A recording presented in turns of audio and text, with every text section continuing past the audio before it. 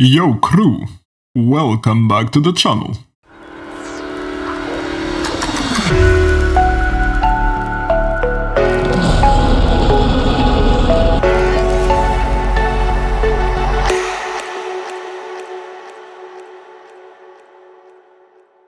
It's been a while, I've missed being here. As you might have realized, we've slowed down uploading a little lately because I'm really trying very hard to get Diablo 4 character to level 100. So we're not there yet, we're approaching level 80, but I think it's decent enough to start being able to talk a bit more about the high level of Diablo 4. So what I've prepared today for you is, after about 150 hours of farming, Nightmare Dungeons especially, I've decided to try to show you what my take is for the sword class, at least for the Frost build. I believe my build is very different to most of what you might see online, but I'm going to try to show you why I believe that's the right choice and the right way to go. There are a few different spells that I decided to use or not to use that you'll see are quite surprising, and the end result is quite nice. You'll see a direct application of the build in the dungeons themselves versus bosses or different mobs to see how it works in real time, just to make sure that you don't just believe me for my words. So I hope you enjoyed the video. I will see you on the next one. Bye. So the most obvious part that I think we should tackle to start with would probably be the spells. What I'll do, I'll show you the application of the build later in the video, so stick around if you're interested about seeing it in action. But for now, I think we should maybe talk about it a bit more, because you'll see there are some choices that are probably like untypical for the current meta. And I want to explain why I've chosen to go that way, and why I believe this is probably one of the most efficient ways to actually go through the game with the Sorc class. So let's tackle that right away. Let me open the spells. So what I'll do, I'm going to start maybe by explaining why I haven't chosen two specific spells, because they're probably the ones that would shock most of you. And I want to make sure we get that explained before we get into the build itself. Quick explanation for why you see points here for spells. I haven't unlocked, obviously their points are granted through the build, the items I'm wearing. And obviously this is not optimized, but as you can see, I'm level 76 right now, which is still far from level 100. So there will be some updates for this build, and which I will do once I do reach level 100. It does take some time, I'm sorry about that, but those of you who are playing Diablo 4 know what I mean. So in any case, let's start maybe with the teleport spell. I've chosen not to use it, opposed to most builds, because I believe this takes too much of a chunk out of your available spells. And basically, what I believe is that mages are very weak, right? They will be down pretty easily. So it is your job to stay out of harm's way, and if you're not doing that, you're not doing your job properly. So I believe that taking teleport is an easy way out of that. So you're basically ignoring the skills you would need to be at the best level for the Sorc class, and you're compensating that by eliminating a possible spell that would suit or combo your build to just have an escape. If you want to know, I've played the Frost build since the beginning, at least most of it, 80% of my run so far on this character, and I've only had one evade, so no evades added, which I'm not saying you should be doing, but that's just my unlucky run on my boots, and no teleport, and I've been doing perfectly fine. And now I guess we should move into the explanation of the rest of the build and explain why this makes sense. But just before we do that, I'll also quickly explain why you don't see an ultimate here. It is similar to what I just explained for the teleport. The problem with Deep Freeze, for example, which I could definitely include in the build, is that if you put it down to what it is, you will have a great spell, definitely, but as you can see, the cooldown is 60 seconds, which should be with your build reduced probably around 40, 45, 50, depending on your level.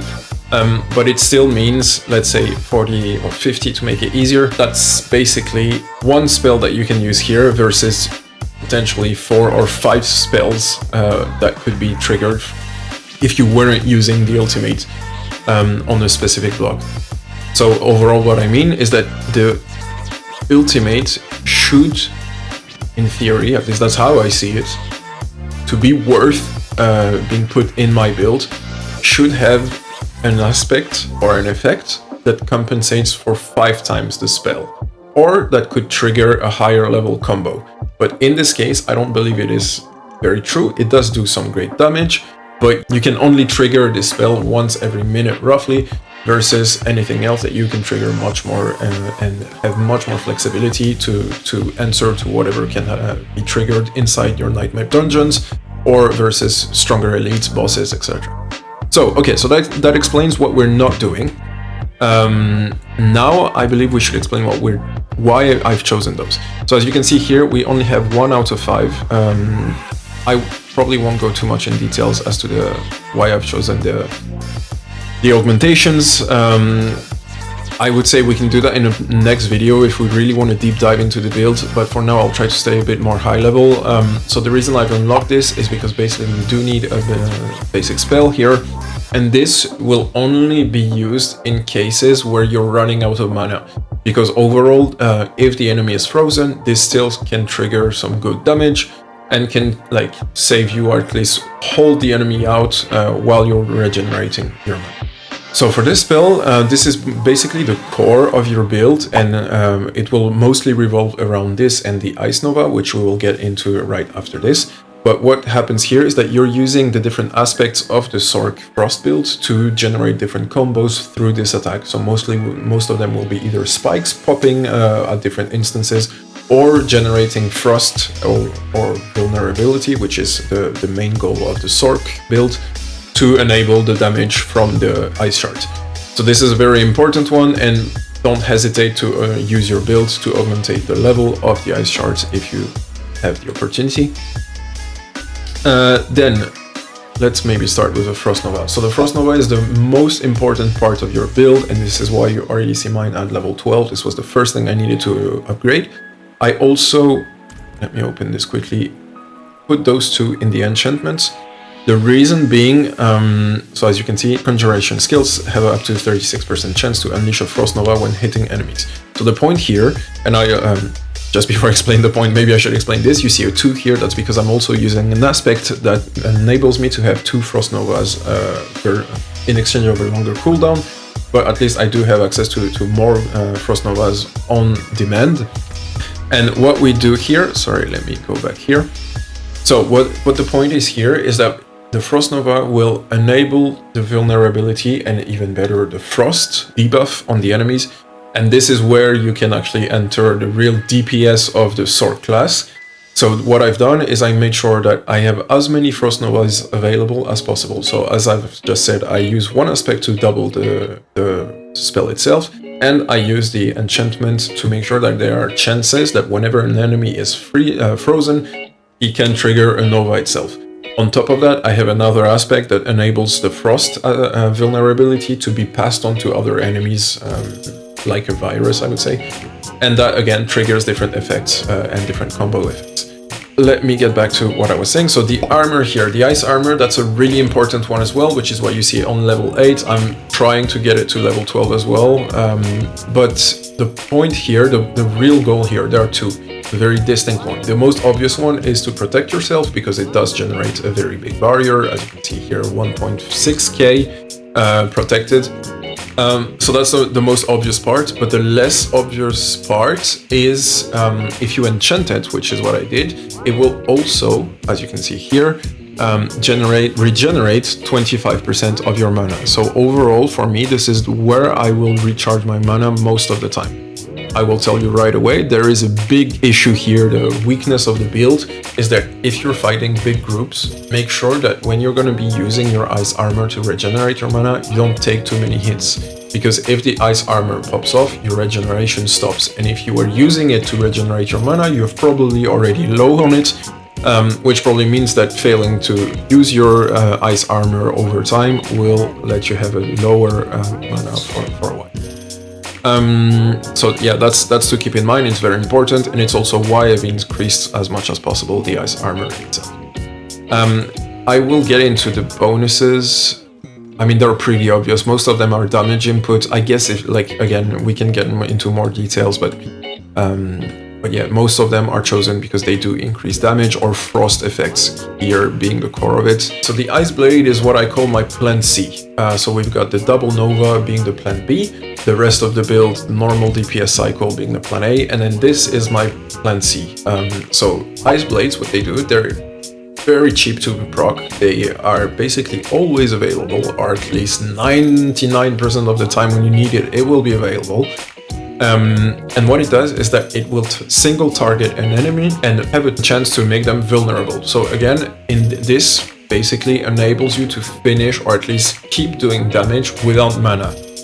Since your mana does increase at a rapid rate, with this and the vulnerability, you will be able to target probably an elite that's giving you trouble, or at least like potentially hold out the enemy by creating a gap in their defenses.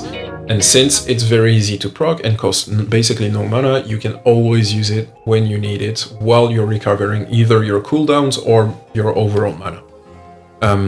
But this, I will say, is probably the one branch that you can decide whether you want to use something else or not. I would say this can probably be replaced either by the ultimate or by some other kind of damager. I'm thinking maybe this, if you enchant it, you will get an increased damage of 7% overall, I think, or maybe even more. So that could be an option. Or the obvious teleport if you really feel like you need some more evasion or dodge skills. So finally, the Blizzard. This is also a core part of your build, as what it will do is draw the line between the points in your build and make sense of the whole thing. So not only does it generate frost, vulnerability very easily and very fast, it also ticks pretty well in terms of damage and can trigger the ice combos that I was explaining. So triggering spikes, explosions, novas, etc. Also, and what most players are still not doing, so it also took me a while to realize, but the Blizzard spell is very much like the Firewall on the other sword guild, in the sense that you should not be using the spell just once. If you're going to be using the Blizzard, it should be to cover an area, or at least what I do most of the time, because it does cost a lot of money, is to use it firstly just in front of the pack of the enemy, which I'll be showing you later in the video, and then a bit further to make sure that by the time they cross both for Blizzard, they'll be at least vulnerable, and most of the time I have a chance to freeze them and to execute them. Also, this goes pretty well in the time when you are running out of novas, because since this, every time you use a nova, the cooldown increases a little. So there will be cases where you're running out of novas, you're on 0, and you're waiting for something to actually give you the upper hand in the attack of a pack. So this can be the way to work around that. You can use Blizzard as a similar slower Nova, but with a better range and of course a longer spell cast time. Okay, so I think that covers the build. We can move on now to the Paragons.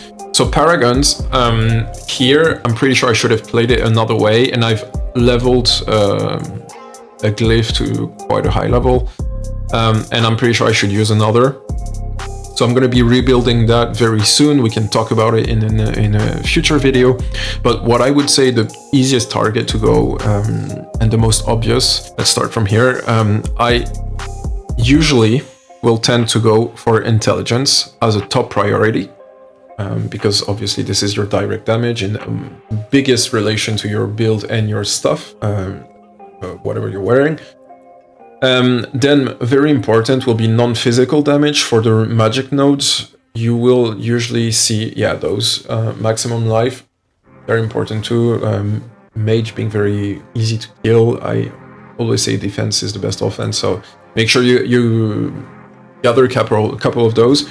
And then for the most part, it will be intelligence and willpower. You will probably, most of the time, as you see here, have dexterity requirements for your glyphs. So make sure that you cover those. But I wouldn't say they would be otherwise your top priority or go-to nodes. Then for the rare nodes, similar, it's very much often either about resistance or damage increase. I usually tend to avoid resistance because of the value they have towards armor, which is very weak, and I'd much rather focus on some armoring rather than resistance to elements. But so So yeah, so mostly I will go for the damager. You see 20% cold damage here, which is a crazy note to add and will have a direct impact on the way you play. Here we got some defense, which I had to go through actually, and I'm pretty sure I can eliminate that and actually reroute it here and use the points for something else. So that's kind of what I was explaining. It's not entirely optimized, but regardless, target either defenses or mostly damage increase through the legendary nodes and rare nodes. So I guess that concludes the part about the spells and the build. I think we should now maybe run into a dungeon to see how we can apply that to actual gameplay. So what we're going to be doing, I'm not going to be doing the whole dungeon. I don't think you want to see that. We're all farming enough as it is. But what I want to do is I want to first start with a pack to show you the application of what we were talking in the previous section. Once we've done the pack, I'll also do an elite group or a boss fight, just so you guys can see that versus elites, because of course it's a bit different. But briefly explaining how it's gonna go, because it's gonna go quite fast. I probably won't have time to explain everything while we're fighting. So as you will see, I always engage my fights with my ice armor on. If possible, I will use it at least 3 seconds before engaging the fight, because this will give it an overall lower cooldown time. Instead of 20 seconds, you'll get like something like 17 or something. Once I do that, I will try to get as much possible in the center of the group or closer to those who are either purple or elites, because those will be the biggest, the strongest links and probably the most dangerous ones because of their elite powers, or the protection buff that the purple aura mobs give. So you'll see, once they are frozen, of course, you use your ice shards to try to damage as much as possible, if not kill as much as possible of the pack before they decide to engage. I don't know why he wasn't moving there. So let's see. So you'll see, I'm proccing my ice armor. I will go in the middle. You see, those are the purple ones. They're protecting the others. I will make sure they're both frozen, target them, eliminate them from the pack as fast as possible. And now the others have lost their protection, and we can go back in, use the second Nova, and clear the group. So as you can see, this is very quick, very fast, and it's not so difficult to execute. The only real danger you have is that the bigger the pack, the most hits you will probably be getting before reaching the middle part and the Frost Nova opportunity. So make sure that you're either protected by a tank who can do the aggro for you, or if you are solo, just make sure that you proc the Nova before you're in danger. It's not a problem if you're not freezing all of them. Just make sure you're not putting yourself in harm's way. So let me show you on another bigger pack how it works. So you see we've got some elites here. I will go for the elite, eliminate him, clear the path for the rest, and then make sure my life is fine. So as you see, my life is still full, my mana is still full. I see another elite. I will make sure to take care of him. I'm waiting for the regeneration of my ice armor, sorry. And now I will dive in, take out the elites as fast as possible, be careful of the natural damage, and then eliminate the remaining forces. So as you can see, when things go pretty well, you actually don't even need the rest of the spells, because like I was saying earlier, the core of the build will be revolving around the Frost Nova. Sorry, let me get rid of him. The Frost Nova, the Ice Armor, and the Ice Shards. But remember what I said, if you're running out of mana, you have Plan B and Plan C to take care of the rest. So let's now jump to boss fight so you guys can see how it is once you're in the boss fight. As you might see, we're in a different dungeon. Basically, I didn't realize, but the other one didn't include a boss. So we went to another one, but it's gonna be the same thing overall. So as you can see, I engaged with the Ice Armor, as I explained just before. And now you'll get to see the full DPS, because of course mana is gonna be more complex here. So as you can see, as I wait for my cooldowns to go, the point is just to try to maintain him vulnerable, while trying at least to keep a somewhat normal level of mana for exactly this moment when you can use. I unexpectedly used my Nova, which kind of broke the point of what I was going to say. But overall, the point without the Nova is to stun him, to stagger him at least, And once he is staggered, make sure you use your ice armor to regenerate 30% or 35% of mana, and full burst him with your ice shards. And that's basically gonna trigger at least, or not trigger, but take down at least a tick of life. And that should already quickly bring the fight to an end. So overall, as you see here, we're rarely running out of mana, and if we do have our plan Bs and plan Cs, which you can still use if everything is going fine. As you can see, I've used my blades here, and they're doing additional damage and additional combos, so that's something you can do when things are going quite well. Make sure you stay aware of your life, because that's always your biggest enemy, and there you go, that's how it works. I hope you liked the video, guys. I will see you on the next one. We will keep this updated, but I hope you enjoyed, and I will see you next time. Bye!